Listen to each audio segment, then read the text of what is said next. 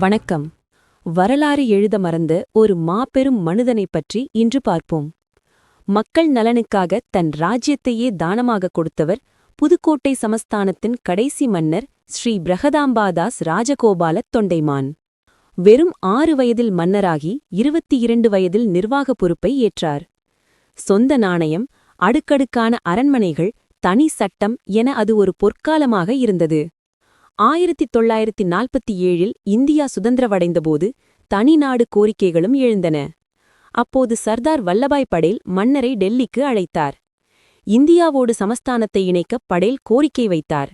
உறவினர்களிடம் ஆலோசித்தால் தடுப்பார்கள் என அறிந்த மன்னர், மக்கள் இந்தியாவுடன் இருக்கவே ஆசைப்படுகிறார்கள் என உணர்ந்து யாரையும் கேட்காமலேயே வரலாற்றுச் சிறப்புமிக்க கையெழுத்தை போட்டார்.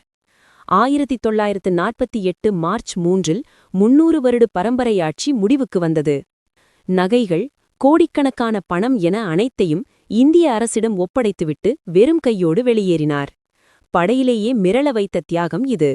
1974இல் தனது 100 ஏக்கர் புதிய அரண்மனையையும் அரசுக்கே பயன்படட்டும் என மிகக் குறைந்த தொகைக்கு தானமாக அளித்தார்.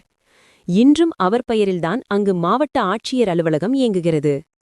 1997இல் ஒரு சாமானியனாகவே அவர் மறைந்தார். ஆனால் இன்று இந்திய வரைபடம் முழுமையாக இருக்க இந்த மாமனிதர் போட்ட அந்த ஒற்றை கையெழுத்தே காரணம். வரலாற்றில் மறக்கப்பட்ட இந்த மாபெரும் ராஜாவை நாம் என்றென்றும் நினைவில் கொள்வோம்.